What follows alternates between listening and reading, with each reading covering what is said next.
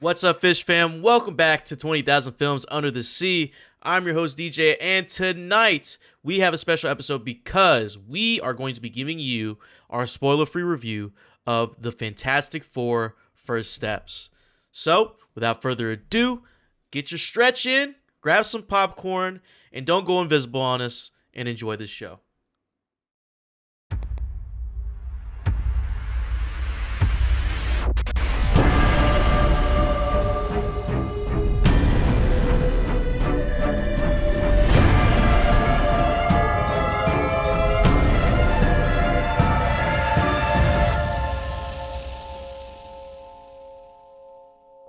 Podcast time. Woo! Welcome everybody to 20,000 Films Under the Sea. I'm your host tonight, DJ. And today I'm joined by three of my favoriteest people in the whole wide world. Starting with, we have Jenesy. Jenesy, welcome in. How are you doing? Long time no seeth. I'm fantastic. I'm super happy to be here. How are you? Doing great. Doing good. Great mug. I'm excited. Great mug. Incredible mug. Let's see what.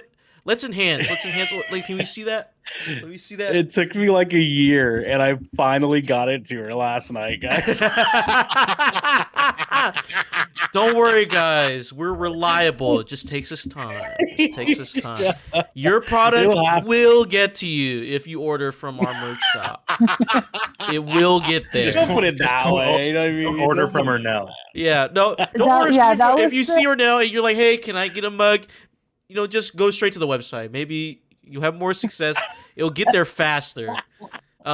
Because once you go to Ernell, you chose in Ernell shipping, and you know it's actually more cost efficient, more time, middleman, more time costly. Actually, creates more greenhouse gases because he's so I don't. It's not a good benefit, but you get it personally from Ernell, so. You can choose that option when you go to. You do. I did get a hug. Yeah, see, you get a hug, complimentary hug. That's what I call customer service. You get a hug with your mug. Chick-fil-A, who? Hug with the mug. You know what I'm saying? We have better customer service than Chick-fil-A. My pleasure, indeed. Absolutely. Indeed.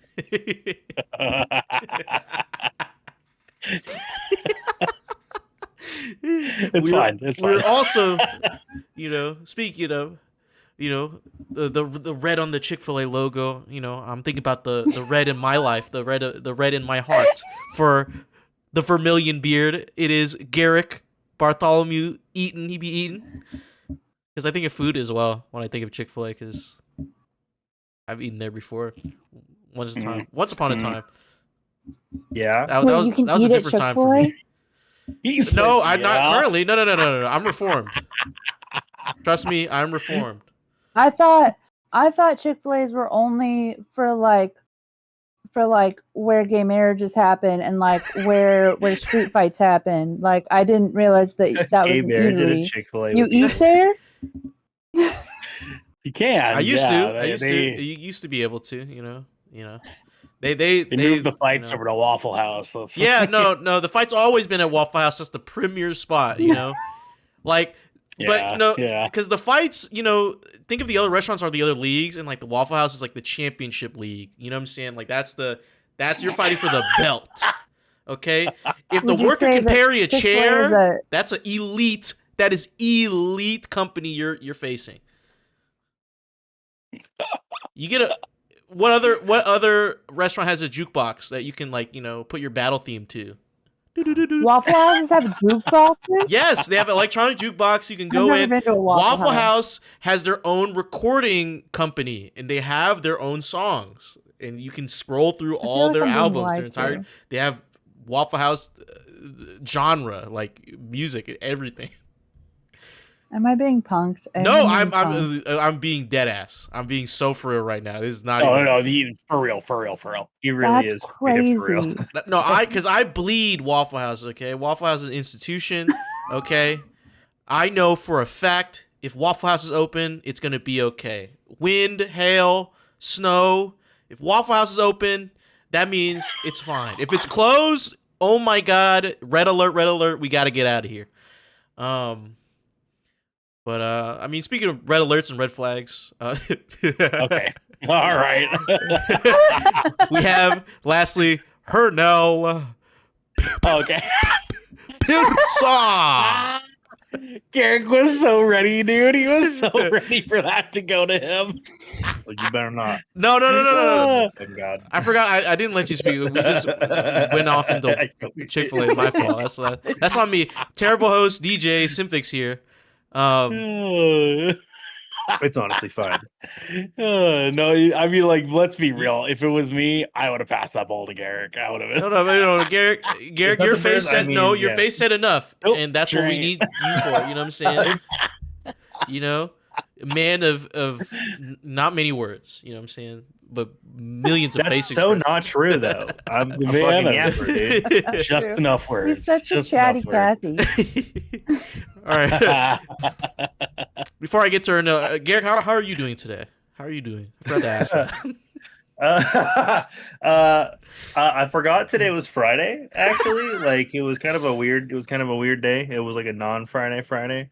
I didn't get to go see the movie until just this afternoon, so it's pretty fresh for me.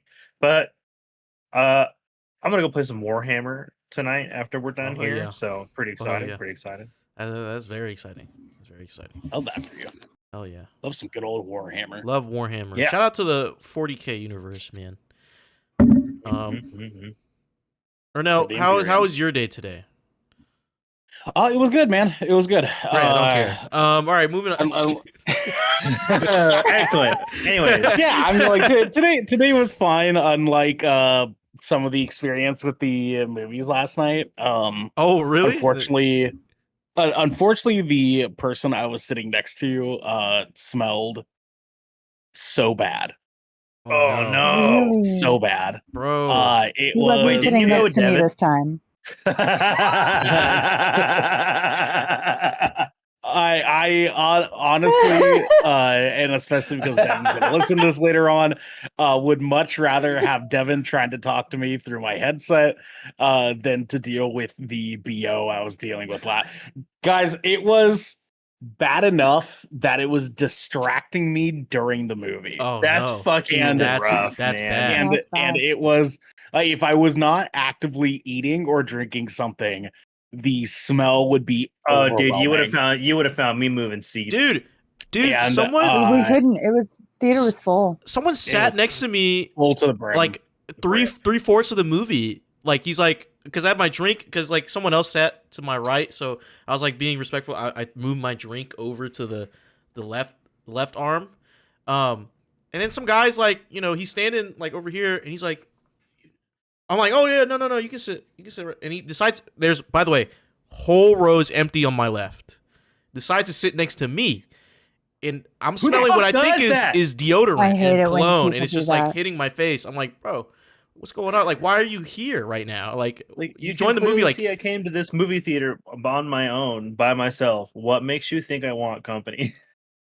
You know what pisses me off? Because you can like book your tickets now, right? Yeah. And like you have to like pre-save your seats.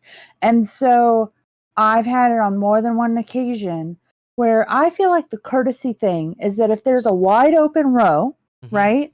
And if I booked my tickets, like I booked tickets like the day before, wide open row, everywhere around me open.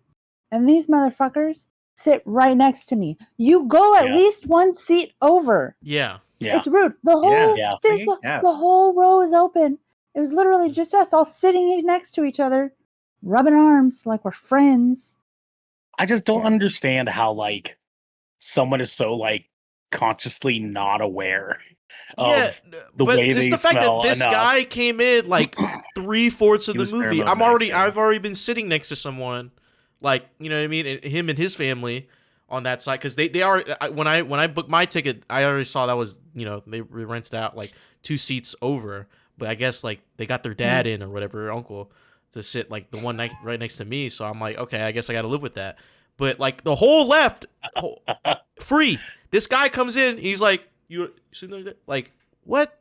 You, all these other seats, like you couldn't sit like a seat over. You had to sit next to, like, right next to me. Crazy, dude. Like That's no, crazy fucking work, man. that was an interesting part of my day. I also I got my first job interview today. I did my first job interview.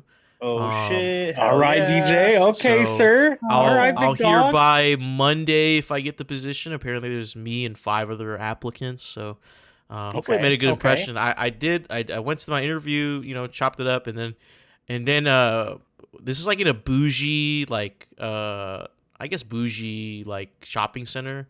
And so across the parking lot is a Five Guys. I was like, all right, you know what? I feel good. I'm going to Five Guys. I had a bacon cheeseburger, lettuce, grilled onions, and Yes, you did. jalapenos. Yeah, you did. And they doubled up on my patty. I didn't even ask for that. So that was, today's a good day. Hell yeah. Nothing Just like Five Guys, you know what I'm saying? Yeah. Just like you didn't ask for this episode of 20,000 Films Under the Sea. Your choice for all the nerdy pop media news, reviews, and discussions you Solid want segue. each and every week. If you want to keep the lights on and cameras rolling, you can head on over to patreon.com/goodkrakenpods, where you can submit questions and topics of the show, get exclusive content, and have early access to episodes before they go live on podcast and video services wherever you like to watch or listen. But if you empty your pockets for the latest and greatest in entertainment, that's cool with us. You can join the GK community on our Discord channel by clicking the link down in our description section below, hitting follow, and subscribe if you're watching on YouTube. Then subscribing to our podcast channel by searching 20,000 Films Under the Sea and leaving a review there. Garrick. What? Garrick. We have some director's commentary. New episodes of Death Ratio and Shipwreck Show are live for you to consume, you consumer, you watcher, you viewer. So that those are for your pretty little eyes and pretty little ears to listen. You're welcome. Okay. Dirty talk. I like it. Discord boosters and Patreon subscribers are on our paid tiers. Get all sorts of goodies. So, you get a lot of benefits. Okay, so you're not just throwing money at us. You actually do get something out of this. This is a symbiotic relationship. You help us, we help you. For now. I'm kidding. Also, I believe, the GK vacations, we're almost, I think we're done.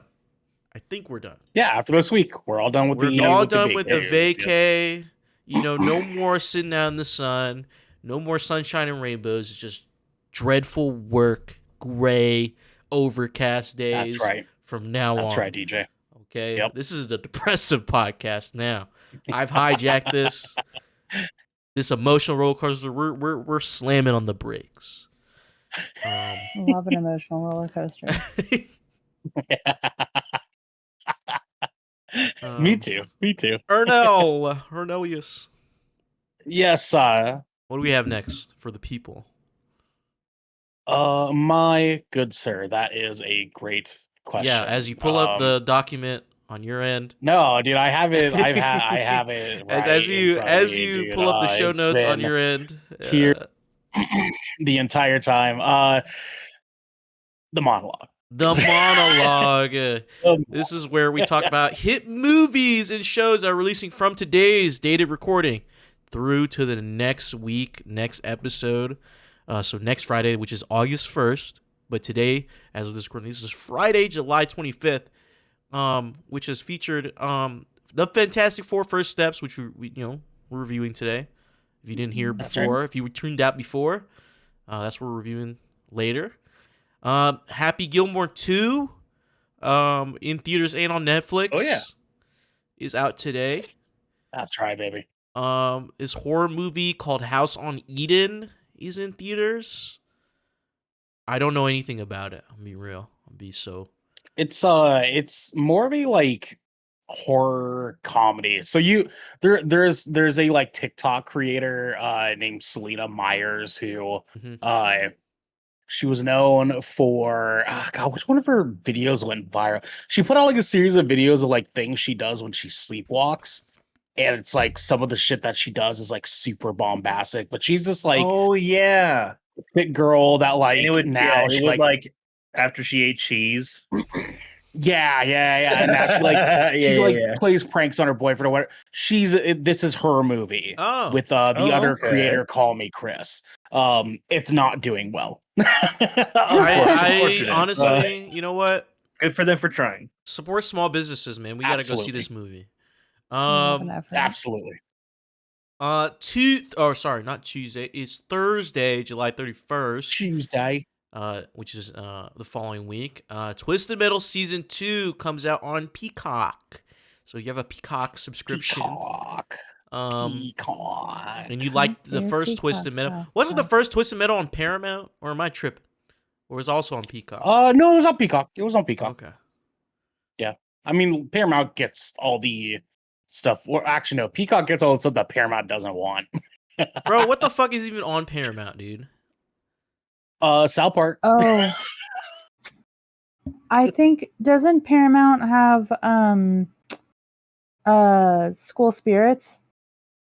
Do you have that? Yeah. Because I know Peacock for like Tulsa King and like Bel Air and you know what I'm saying? Right. I mean, those Paramount doesn't have much. You're not wrong. Like that's what I'm saying. Like I'm like, why do you exist right now? Why do you exist? I mean, it hardly does. You know what I mean? And why are you charging me the same price as everyone else? That's the real thing. If you don't have shit, don't charge me. You have shit prices. You know what I'm saying? Oh boy! Friday, August 1st, which is next week, exactly 7 days from now. The Naked Gun is in theaters. Let's go, Garrick. I want to see that. Let's go, Garrick. The Bad Guys 2, the sequel, comes to theaters as well. A movie nobody asked for, but yes. The first one did really well, though. Surprisingly. Apparently. I think the trailer looks sick, you know, look kind of cool, kind of funny. Not funny haha, but like, you know, like a funny like nose exhale. She Rides Shotgun comes to theaters. This is a action movie with what's that dude from The Kingsman? Taron Eggsy. Egerton? Taron Egerton? Taron Egerton, yeah, that guy. I think it's like his movie, technically, kind of his foray. I don't know. Oh, it's like a Mad Max type thing. Yeah, I think it's based off a novel. I could be wrong. I think I'm. Oh, okay. That sounds cool. Also, Trouble Man comes to theaters. This is Michael J. White with Method Man. I think that's gonna be cool. That's definitely gonna be at least like maybe funny. You know, definitely entertaining. At the least. I feel like Michael J. White doesn't get enough love. He doesn't. He really doesn't. He's super sick, super cool dude. But that wraps up the monologue. If you're interested in any of those things, most of these things are coming out in theaters besides Twisted Metal, which is coming to Peacock. Go support your local theaters, and stuff like that.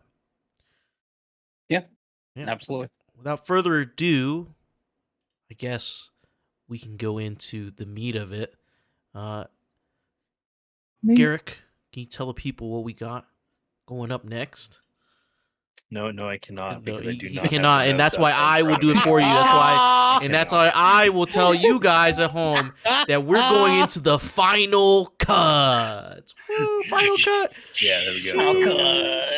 Yeah, no, I was not prepared to be past that. I appreciate Garrick's honesty there. No, because I was looking, I'm like, well, Jenesy wouldn't know, and then I'm like, I already asked Ernell for the last good one. instinct. And like, you know, maybe Garrick has it up. Maybe Garrick has the document up. But no, it's just me. Well, not home, man. It's okay. Hey, I got it open now. We're good now. Yeah. You know? So of course, our mainlining segment is the final cut, where we talk about the Fantastic Four First Steps spoiler-free review. That's right, baby. Forced to balance their roles as heroes with the strength of their family bond, the Fantastic Four must defend Earth from a ravenous space god called Galactus and his enigmatic herald, Silver Surfer. This movie released today, July 25th, 2025. Directed by Matt Shakman, who's directed WandaVision, Matt Shakman. Succession, The Boys, It's Always Sunny in Philadelphia. So pretty stacked list. Pretty big resume. Pretty big resume. I'm Matt Shackman. He's Matt Shackman, everyone. This is written by a lot of people.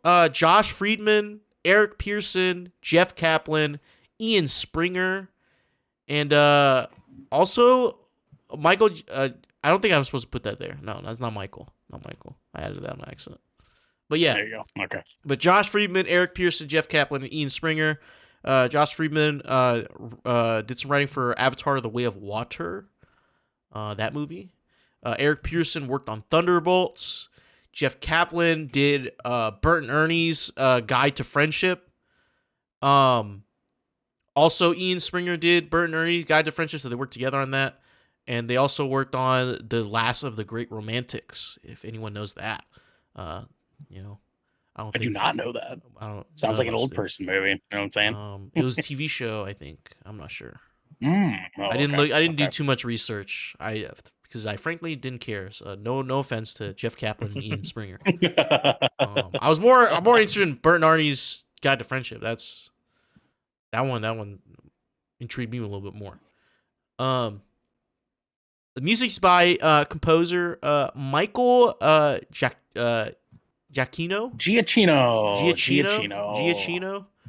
The man, Italian. the man, the myth, the legend. He kills it. He did music for If, Zootopia Hot Pursuit, and Zootopia Plus. Also did music for this thing called 765874. I think it's a film. Pretty. It had 8.8 on IMDb. That was pretty cool. Or not IMDb. Yeah. He's in a lot. He's in a lot of stuff. Yeah. He did like the Batman and the Incredibles, Werewolf by Night. Like he's he's portfolio's been around. really big. You know, he's been around, man. Also pretty big resume. I don't know. I got nothing. I guess. The budget for this film, Fantastic Four, is $200 million. $200 million.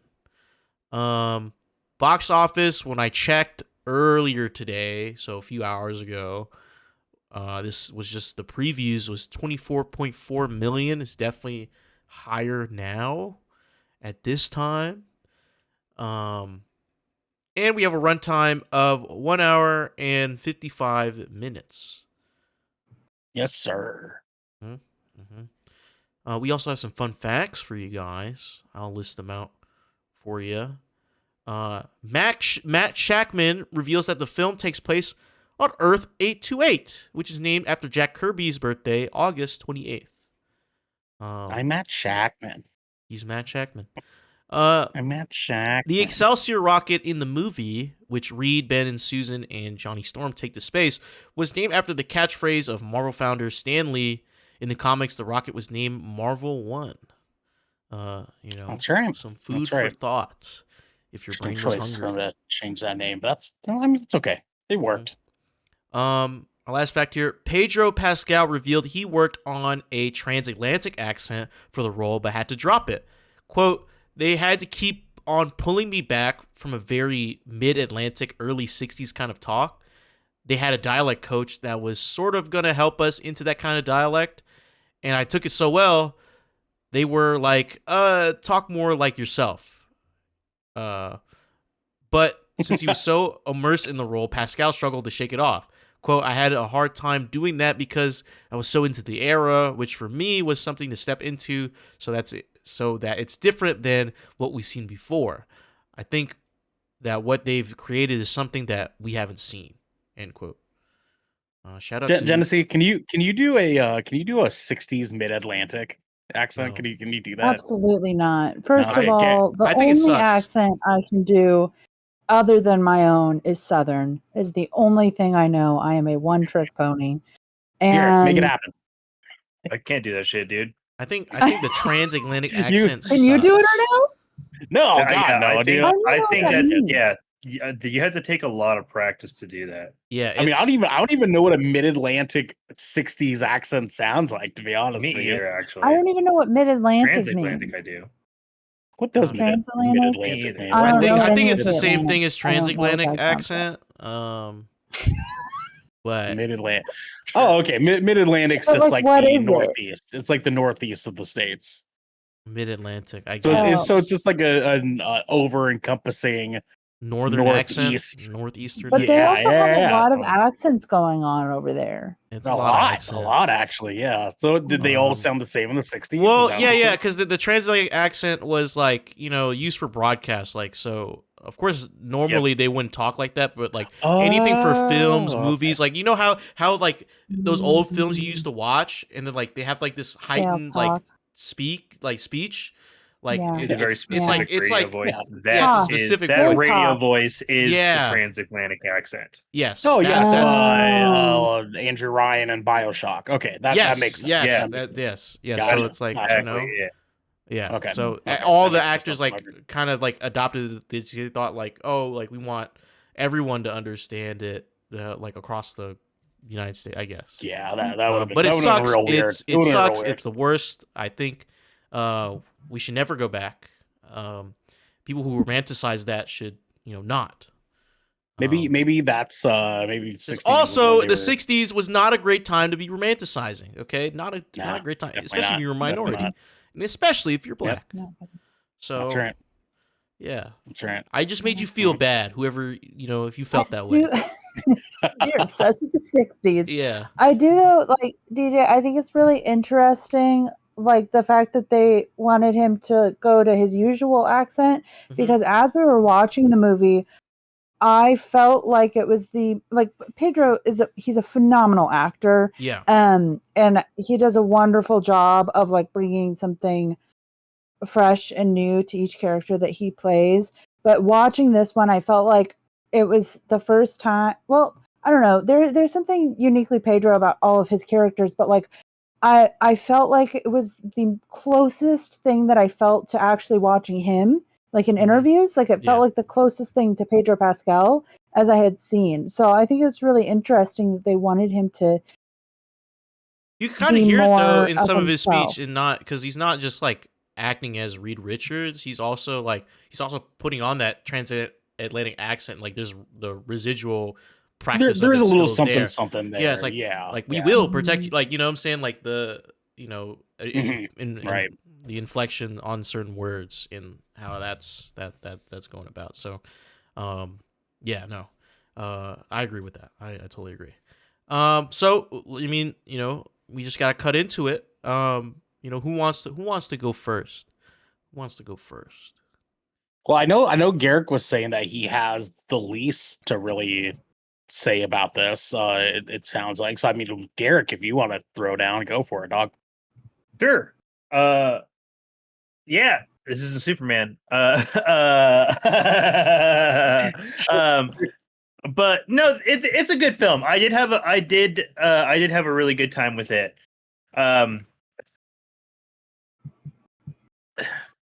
What I've been trying to think about how, like, what I really want to articulate about this movie. I enjoyed that it had like a very unique setting compared to other Marvel films. Mm-hmm. It being set in a separate Earth is interesting, and I don't know if I like or dislike that bit in and of itself. But throwing that aside, I did just enjoy the overall aesthetic of the setting. I liked the retro, like 60s futuristic that they kind of had like going for it.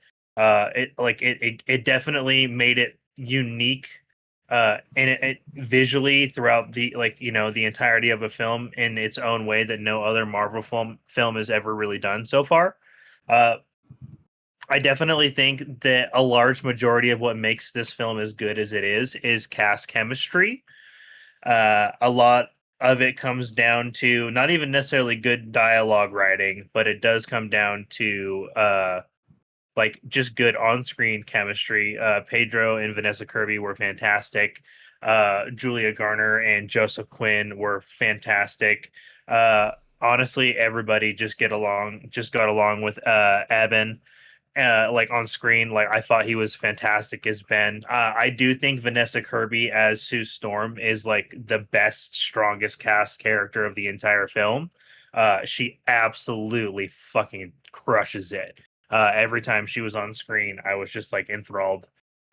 She had like a very, very emotionally complex and strong character that I really, really liked. Same thing with Julia Garner's Silver Surfer, also Mhm. super emotionally complex. I love that it was a lot of physical acting and not a lot of dialogue from that character, which is interesting because stoicism is not something that is generally associated with women, and I think it made for a fantastically awesome and like powerful auric character. That like was very, very strong in presence without having to need to voice themselves to be that way. uh and uh Anson Boone, right, is Galactus. I think so. No, his No? No. Ralph uh Ineson. Right, Ralph yeah. Ineson. Yeah, Ralph yeah. Ineson. Ralph Ineson. Thank you. Ralph Ineson. I about to say, I knew I recognized his voice. He plays. He's in Final Fantasy 16, right? Yes. Okay, Yeah. that's what it was. Okay. Yeah, I thought he did a fantastic job. I like that they took his likeness and his face a little bit, Mhm. rather than just making Galactus look a little bit comic book. I thought this was a fantastic representation of that character. Um, all in all, I do think it was better than what we got in the previous iteration. But I will say, as much as I did enjoy this movie, I thought it was a good family like drama, and almost kind of felt like a superhero movie, like secondary to me.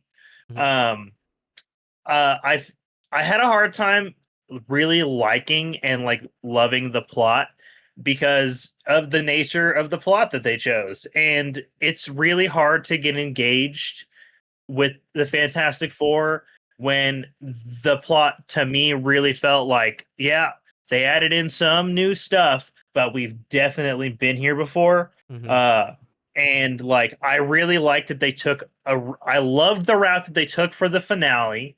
I thought it was very well done. But it just did feel like on a plot to plot moment that it just super, super familiar, right?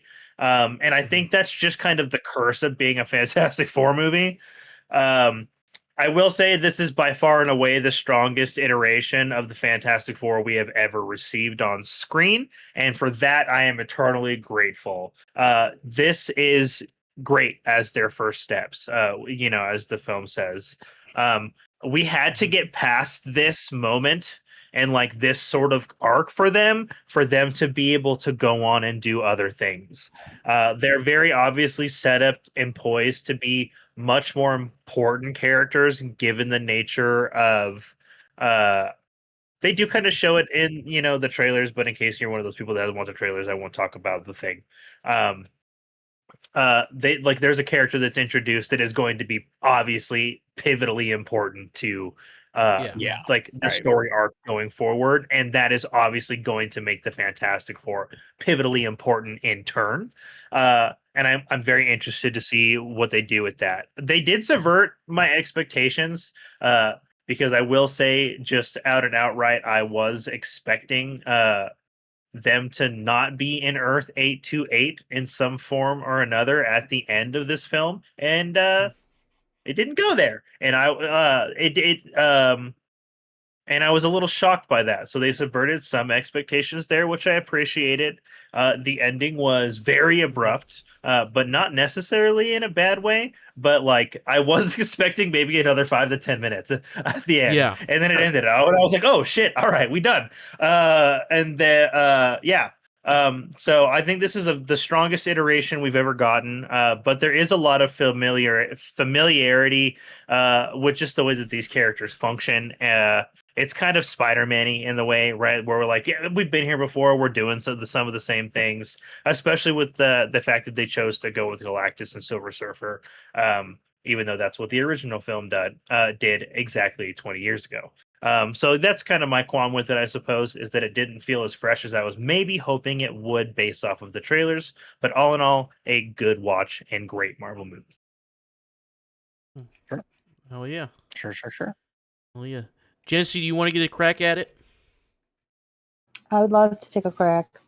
I Walked into that one. That's on me. you did. I honestly, I found this movie super refreshing. I had a wonderful time. I didn't have low expectations for this movie because it had such a great cast. I was like, at the very least, Pedro Pascal is back on my screens and he looks very handsome. Everyone in this cast was just beautiful to look at. And also very emotionally compelling, which I was not at all expecting. I think I expected that from the actors, but not necessarily these characters. And I think that's because I definitely echo Garrick what you're saying about the Fantastic Four. The Fantastic Four I think is so complicated because like they are fun. Like on the surface, they're very like it's a very fun concept. They're very fun. Like we all love a family that fights crime together. Like we love a superhero family. We love a family of scientists. Like that's really cool. And yeah, I think that the Fantastic Four, like their powers are very intriguing. Sue Storm's powers, especially, I think are very intriguing. We love a really, really smart superhero. So Mr. Fantastic, I think, is really intriguing for that reason. Even though like his superpower is kind of dull. I mean, he can stretch, so what? But yeah, they're like so yeah. I think the Fantastic Four do have like a bit of novelty because of that. But yeah, I also agree that like when I think about the Fantastic Four movies, first of all, I really don't want to rewatch a Fantastic Four movie. You know what I mean? Like I thought about it and prep for this. I was like, oh man, I would love to like show up and be knowledgeable about like what was good and not good about previous movies. And I'm like, yeah, but I really don't want to watch the 2005 Fantastic Four again. I really don't want to watch that one they did with what's his face, the guy who was in those plane movies recently. Miles Teller. Miles Yeah. Teller. Thank you. It was Yeah. very bad. It was very bad. It was very bad. It was very bad. And I can't, because I don't want to rewatch it, I can't tell you why it was really bad, but I can tell you I remember it being awful. And I just, that's what I think about when I think about the Fantastic Four movies. It's like they don't leave a lasting impression. They're not super compelling characters. I do remember Chris Evans. I do vividly remember Chris Evans, Johnny, and his main defining feature is that he was hot. Because he was Chris Evans. He was very shallow. He was very boring. For sure. He was and it's not just that he's a fuck boy, so he's shallow. He was a shallow fuck boy. You can have really compelling fuck boy characters. I love a fuck boy character. They're the backbone of our society. But like Johnny the Flame is a really boring fuck boy. This movie, what I really enjoyed about it is that it brought to me I was excited for the actors and I left feeling invested in the characters, which I didn't anticipate happening. Johnny, I feel like something that this movie really brought is that when I think of the Fantastic Four, I do think of like Mr. Fantastic as being their leader. And in this, he wasn't, which makes so much sense because he's a big brain, right? He's incredibly intelligent, and incredibly intelligent people are really good at the thing that they're intelligent about, right? And this movie showed that. He's a terrible leader. He's a terrible leader. He's not even like a super great family member. Like he loves his family and he cares about his family, and he shows that in like being invested in solving their problems, right? But he's not overly affectionate, and he's not overly charismatic, and he's not the face. And I felt like that was so true to the character and to the dynamic between the characters, that because they didn't try to make the like main man the leader, and because they didn't try to make the main man the solution to all of their problems, they got to have a much more interesting other characters. They got to have a much more interesting storyline, and overall the story became more believable, and I was much more invested in it. Johnny, this is the most interesting I've ever seen Johnny Storm. Mm-hmm. I feel like the route that they took with this story reminded me that they're all scientists. Yeah.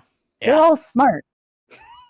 Like, I feel like in every other iteration of the Fantastic Four, it's been like, Mr. Fantastic is this genius scientist, and he just brought all his besties along for a ride, and he almost got them all killed. But in this one, it was like, no, they're all brilliant. Sue is like a phenomenal leader. I mean, she was charismatic. But in a heartfelt way, and in a powerful way, in a truly you believe that she could lead the saving of a society way, which you need to have for superheroes who have such a big presence in their world. And she was believable.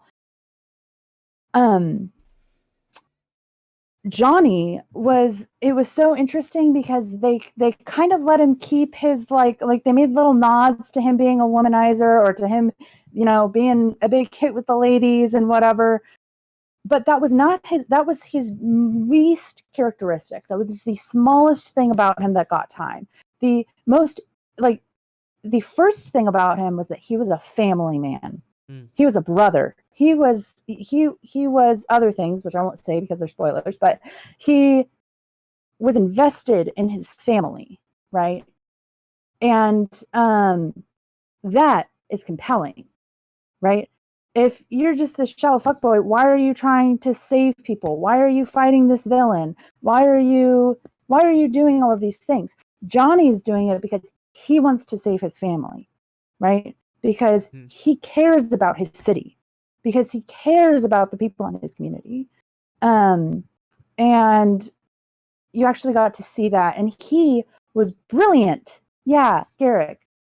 Yeah, I love that you brought that up specifically because because there is a comic book line that shows that side of Johnny specifically, and he actually does make the sacrifice in a comic book line, and he becomes the Silver Surfer. So I'm glad that they kind of alluded to that sort of potential in his character in the future, because he had Silver Surfer and Human Torch powers when he did that shit. He was one of the strongest Silver Surfers ever.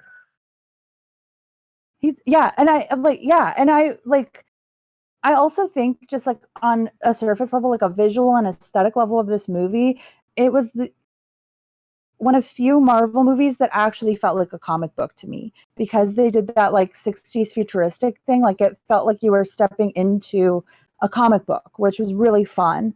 I think that was really cool. And yeah, the complexity of these characters was awesome. I also really appreciated Ben, because something that I remember about like the 2005 Fantastic Four that I really didn't like is that his entire character in that Fantastic Four was him hating himself. Yes, he was just self-loathing. He was just self-loathing the whole time, which there is a time and a place for that. That can be a really interesting character dynamic, right? That can lead to a lot of, you can have a character who's self-loathing and therefore makes terrible decisions and needs to learn from them. Like, that can be really compelling. But they didn't do it in a compelling way. They just did it in a really shallow way. And this one, like, you didn't have that. And I think he got to be so much more interesting. And like, you still got to see maybe a little bit of insecurity, because his entire body did change. That he has reason to be subconscious and to go through changes. But like, the way that he navigates them, and like the way that he interacts with his community and his roots, and like where he was before he was a part of the Fantastic Four, like, there was just so much dynamic in these characters that I found incredibly compelling. That's what I took away from this movie more than anything else. I can totally see what you're saying, Garrick, about the plot maybe not being like super original. I mean, it was a Fantastic Four plot, but at the same time, I do feel like it was the plot pacing was great. This was a wonderful length movie. Everything that happened at every point felt great. Even at the end, I agree that at the end, like I feel like there could have been a few more minutes of something, but I also feel like that is more of a return to like the traditional movie pacing of where you have the climax and then there's not much aftercare. You know, it's just kind of like, you got your ending, which is not necessarily, I prefer the newer way of doing things where you get more resolution and you're not just like, boom, here's the. It was a very Iron Man 1 ending. Yeah. Which is, I think they were kind of going traditional with it. You know, I think that was kind of the point. But they were like, oh, this is a return to like what movies used to be. I feel like is like kind of what I felt with the pacing. But overall, I really loved it. It was way more than I anticipated it being. It was great. It was heartfelt. It was really impressive. And they did something in the, I think with movies like this, and we've seen it a lot, and a lot of the characters they're introducing, like when they brought in Spider-Man, they did this too. We don't need any more fucking origin stories for characters that we've seen forever. It doesn't matter if Marvel hasn't done them before. I'm sorry, Marvel, I love you. You can't do an original origin story for a character that's been here on our screens for decades. You just can't do it. But they haven't been trying to, and I appreciate that.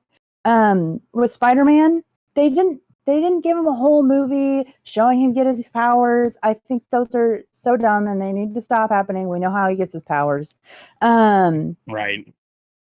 And I love that. And with this, like the opening of this movie was perfect. They showed so many, like, it was perfect. It was like, they did a great job of balancing, like, giving someone who's never seen the Fantastic Four the information that you would need to go into the movie, while also appealing to people who have seen a Fantastic Four movie before and know that it is what it is.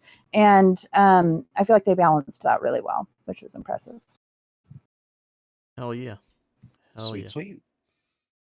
Ernell, what do you got for the table? Oh man. Well, so I've been spending the past day trying to figure out how I want to sort of like compartmentalize this. And I think that like the best way that I can sort of express the way I feel about this movie is that I feel like it's a great movie, but it's not as good of a comic book movie. For a lot of different reasons in terms of like fan service and so on and so forth. So to start out with the things that like I didn't really enjoy about the movie, and I'm saying that I'm trying to compartmentalize this because I don't want my fandom to get in the way of like how I felt about the movie's merits as a whole. And so I just want to start out with the main stuff. I was generally disappointed with Silver Surfer and Galactus as a whole, as a unit. I feel like Silver Surfer has a very complex story, even more so specifically with Shala Ball. And we hardly got to touch on that. And Shala Ball ends up kind of just being used as a plot device to do things later in the movie. And it just felt like kind of like a little bit of a throwaway of a character that is very renowned. I feel like people really know who the Silver Surfer is. Like not that they like know it as well as they know like Wolverine in the Marvel universe, but like enough people have seen the older Fantastic Four movies that generally speaking, they know the silver bald dude who flies around on a surfboard, right? And I kind of was just hoping a little bit that they would dive into the Silver Surfer story a little bit more and like do a little bit more than just an exposition backstory on her. Because I felt that this iteration of Silver Surfer, more specifically Shala Ball, was extremely interesting, and I wanted to get to know more about that. And that's kind of like generally speaking how I felt a little bit about most of the characters in this movie. How like they do such a good introduction in this movie. Like the intro to this movie, the entire first act of this movie is so incredibly well done. But for a movie that has as much exposition as this movie has, I don't feel like we really know enough about these characters in comparison. Like we know a lot about Reed and a lot about Sue and their relationship, but we don't really know much about like their families and where they came from, because like Reed Richards' dad is super fucking important in the Marvel universe, and they don't touch on that at all. They hardly touch on Sue and Johnny Storm being siblings. I they do a really good job of having good chemistry, but they didn't do a very good job of explaining why they have good chemistry. And that was a little bit of a bummer for me in terms of watching this story unfold and having to believe that they are a unit, right? It just felt very not unconvincing, because again their chemistry was really good. It just felt like they didn't give us enough to make me like feel fully devoted to the Fantastic Four as like my heroes, right? And so that was a little bit of a bummer. But I think that my biggest bummer in this movie is Galactus. I think that they nerfed him super fucking hard, and he is terrifying for 10 minutes of this movie, and then he's not as terrifying anymore. And I know, and Jenesy, I don't know if you knew this, because they don't explain this in the movie at all, but Galactus can control what size he is. And that's why in one part he's massive and in another part he's still big, but he's not like big, you know what I mean? And they don't explain that at all. They don't even explain like really what he's doing there, why he's doing there, why he has Silver Surfer as his herald. They kind of just say, oh, he's hungry, right? And they just sort of like leave you to just sort of put the pieces together yourself on like, what does his everlasting hunger mean for you as the audience? And I think that with Galactus being sort of the next real big bad that we're supposed to be looking at in the Marvel universe, that this was just not a very good introduction to him. And that was definitely like my biggest like part about this that I felt like some kind of way about. But generally speaking though, this is a great movie. And I think that the way they do handle the character relationships, like I said, they have a ton of chemistry between these actors, with all of these characters that they have. I mean, even Mole Man, who is just the dude from Cobra Kai, Yeah. has such great chemistry with Sue for just the all of but 2 minutes he's in this movie. They like, that is just sort of like a testament to like how well like one all of these actors do in this film, because I don't know about you guys, but as far as I'm concerned, most of my biggest hype with this film was that every single person playing in the Fantastic Four as these characters in this movie are phenomenal. They are fantastic. Every single one of these actors are so good. And I think that this movie was carried by how good of an acting group they were and how good they were together, in terms of their chemistry and how well they like played off of each other, and like the dialogue felt natural, it didn't feel broken. Like they did legitimately feel like friends. They felt like a family unit, and that at the very least is what I needed from a Fantastic Four movie. But I do think that this was a good like step, like Garrick said. It was a good step in the direction of what they are wanting to do with Fantastic Four. There was just some some open spots that I wish they would have filled, especially coming off of uh Brave New World, the Captain America. With the post-credit scene we got in that, there Yes.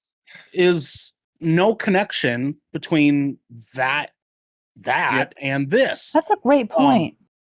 And That's what I meant by the subverting expectations. That's Is I was Great expecting them to point. fucking end up. Yeah, I was And like, post-credits. I really was By hoping the- the whole time. I was like, is it gonna happen?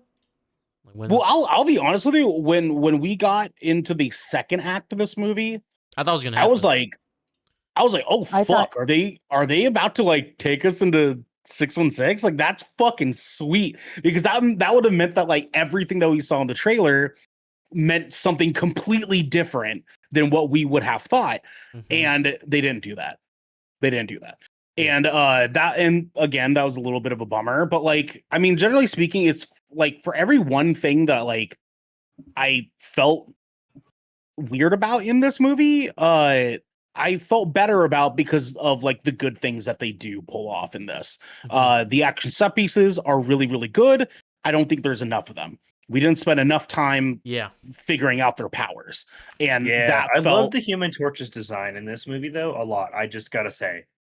I feel like we got the most display from him.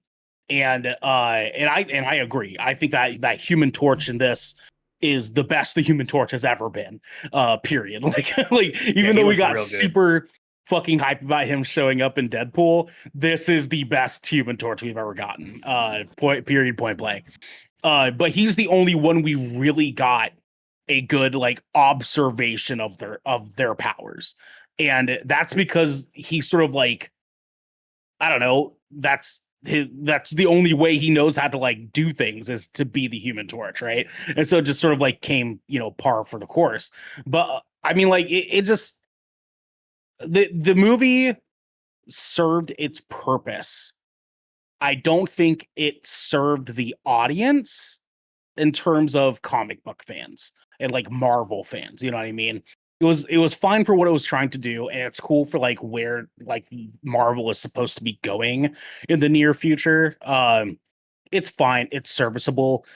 I do appreciate them capitalizing on how important the baby is in sure. this. I'm not going to say much more than that because again, this is spoiler free, but Frank Richards in Marvel in the comic books is so important in Marvel. So fucking important. Mhm. And if they would have like not done something with that in this movie, I would have been like, okay, no, this movie lost another point from me because that would have been such a bummer. But they do actually like make that a talking point in this movie. Actually more than a talking point in this movie. And that part did serve the Marvel Cinematic Universe in a way that I felt needed to happen, because now we understand a little bit better why and how the Fantastic Four's relationship with Galactus is going to potentially unfold later on in the future, when Avengers Doomsday starts coming around, right? Especially in the post-credit scene or mid-credit scene that we get for this movie, we kind of see where that bridge is starting to connect a little bit more. So yeah, I mean, I thought it was a great movie. Thought it could have been serviced a little bit better as a Marvel film, but I like to make sure that I give my points to the movie for how the movie is, generally speaking, and this movie is great. I thought it was solid. Now, DJ, though, how did you feel about this movie? Well, I mean, you guys kind of hit the nail on a lot of stuff that I pointed out in my own viewing experience of this movie. But overall, like you said, Ernell, I think it's a good movie. It's a pretty alright movie. The visuals are stunning. The acting here is incredible.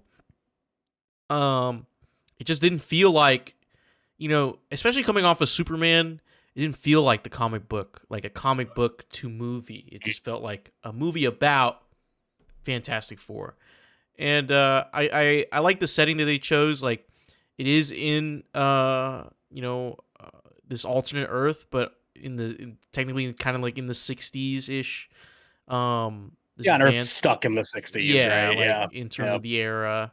But at the same time, it's been 4 years, so like the Fantastic Four have been established in this world, and the world revolves around them, really, and it's built around them.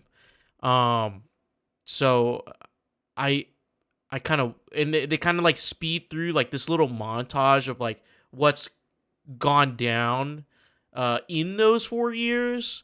But it, like I said, there's certain things in this film where they just don't dive into detail or enough good enough detail that that you would want to know about with these characters and um, how they get to from A to B in this film.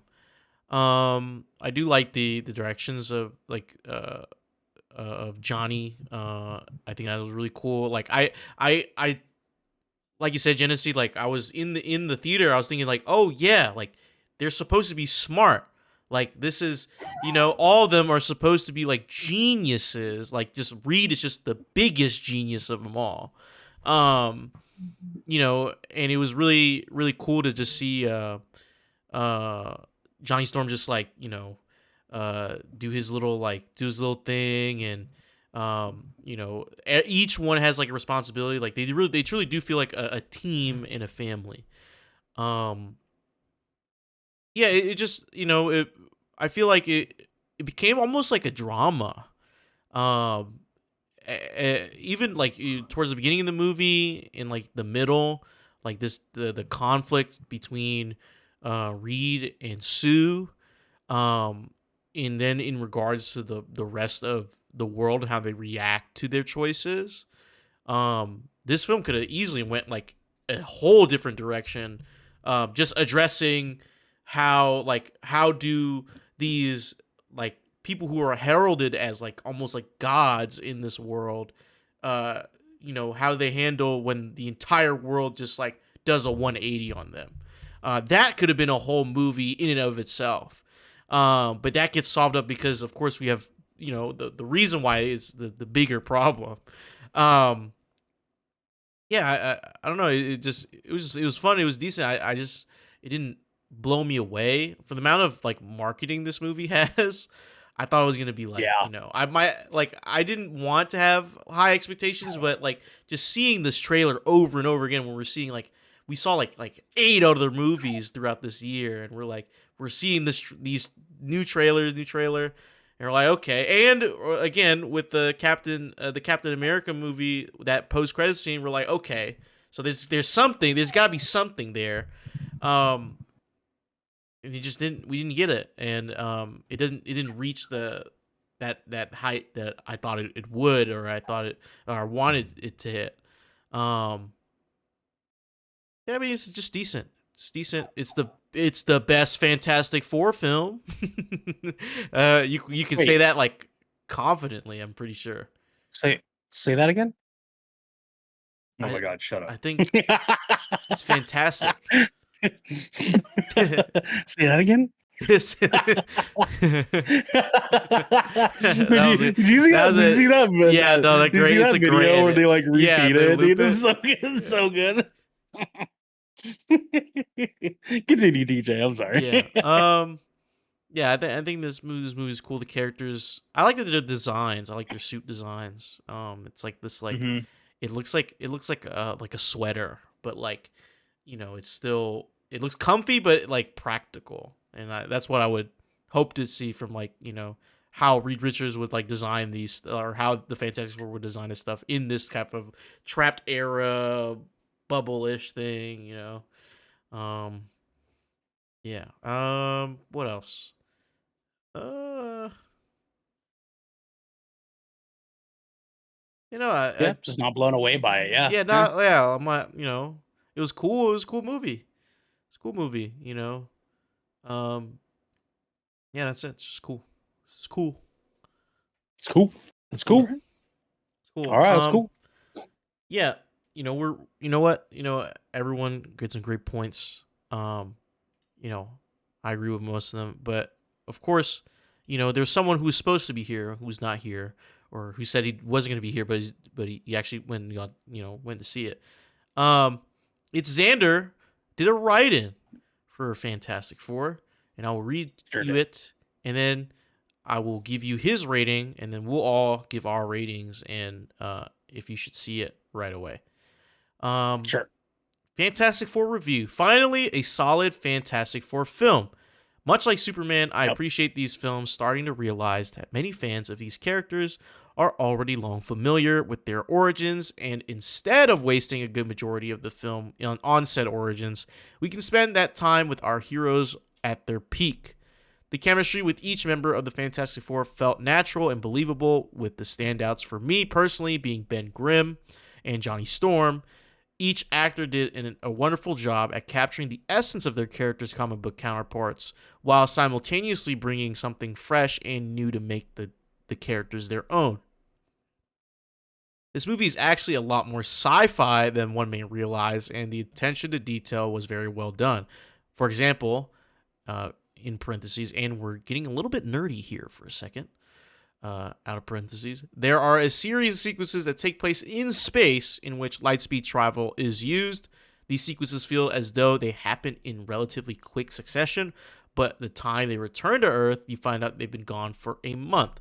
If you understand why that's cool, we can be friends. There's a lot about this film that I enjoyed. However, I can't help but feel like it left something left to be desired, like sushi without the soy sauce or a blue moon without the orange slice. The best way I can describe it without giving away any plot details is that it felt almost as though Marvel was playing it just a tad too safe in the hopes that they don't screw up Marvel's first family like the previous iteration. Like a student just getting the minimum requirement done and not completing the extra credit questions. The approach to Galactus was executed perfectly, not that, quote, Rise of the Silver Surfer had set a high bar or anything. Ralph Ineson's voice was excellently chosen for such an imposing antagonist. My only gripe is that I wish he had more speaking lines. However, the lines he did have leave me wanting more Galactus and lore surrounding the power cosmic in the near future. Overall, I thought that this was a solid introductory outing for the Fantastic Four in the MCU proper, and I do look forward to seeing them in the near future. Xander gives his rating a 7 out of 10. Okay. Well, All right. Let's start with Jenesy. Jenesy, should the people see this movie right away, and what would you rate it? I think so. I think it's fun. I mean, there's a lot to watch on Netflix right now. So if you don't want to leave your couch, I get it. But yeah, if you want to get out, go to the movies, this is a great one to watch. And I would give it, I know this is probably going to be more generous than the rest of you, but I'm going to give it an 8. Okay. Oh, yeah. Okay. I can back that. Yeah, me too. Garrick, should the people see this right away, and what would you rate it?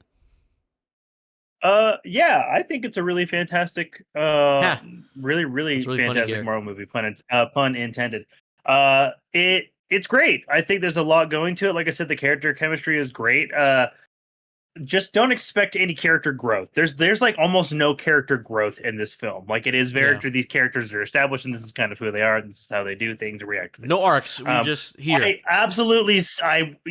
They are poised to have a great deal of character growth in the future, but this was just showing off the Fantastic Four as this universe knows them, and it does that very, very well. Super solid execution.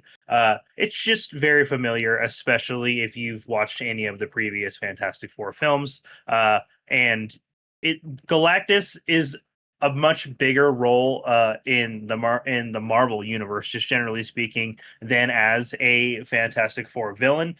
So it's interesting that they keep only using Galactus for Fantastic Four. So like I said, it's familiar in that nature. But aside from that, I really did like just about everything else about this movie. It was great to watch, and I may end up watching it another time with the family here pretty recently. I'm also going to give it an 8 out of 10. Hell yeah. Sweet, Hell yeah. sweet. Ernell, Oh. should the people see this right away, and what would you rate it?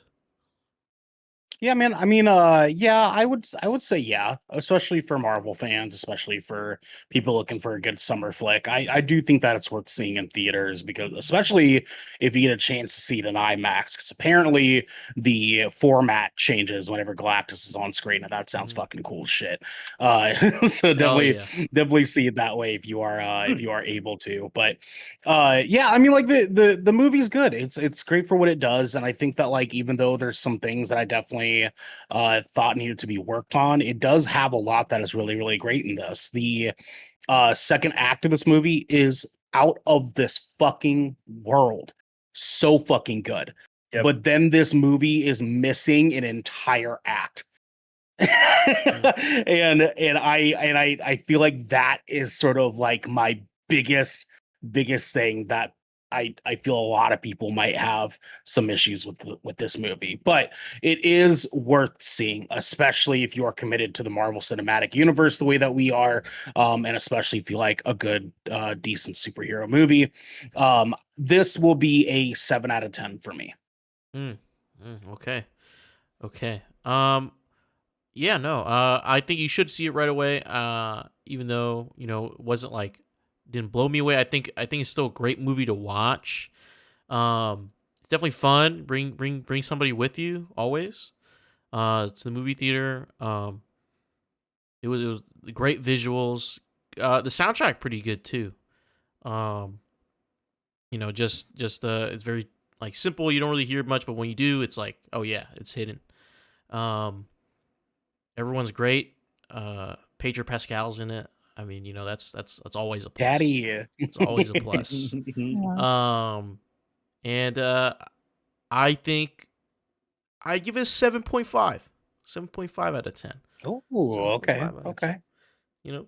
All right, sir. So I think that brings us to I think that puts us at a 7.5. 7.5. Yep. All Sure right. does. So the GK 'cause you got cumulative two score sevens, two is 8s, and a 7.5. yeah. 7.5. The GK cumulative score. Well, actually, no, it still puts it at 7.5 because Xander gave it a 7. Or now give it a 7. Yeah. Oh, So, yeah. Yep. So definitely 7.5. It literally 7.5 dead on. So GK cumulative score of 7.5 out of 10. Go see it if you like Fantastic Four. If you're a fan of Marvel, there's really great things in there. Sets us up for some cool down the line. All right. Hopefully, whatever's down the line is even cooler. But yeah, that wraps up. That wraps up our thoughts. Anyone else? Anything else you guys want to point out? Anything? No, sir. I think we're good. Nope. No, you sure? Yep. Absolutely. Positive. Mm-hmm. Like 100%, 100% of 1,000%. You know what? Yeah. No, that's it. That's all we got. All right. Well, we don't have anything else for you because this is 20,000 Films Under the Sea, your choice for all the nerdy pop media news, reviews, and discussions you want each and every week. If you want some of the behind-the-scenes action, you can head on over to patreon.com/goodkrakenpods, where you can get exclusive content, discounts on merchandise. Oh, God. Discounts on merchandise. Merchant. And have early access to Good shit, episodes dude. before they go live on podcast and video services, wherever you like to watch or listen. Don't forget to join the GK community on our Discord channel by clicking the link down in our description section below, hitting follow and subscribe if you're watching on YouTube, then subscribing to our podcast channel by searching 20,000 Films Under the Sea and leaving a review there. Under the sea. We have to get going, everyone, but until next time. I herald Galactus. So the board Hardest is line not a fucking part ever, of the dude. body. So the board's not a part of the body. Important to know.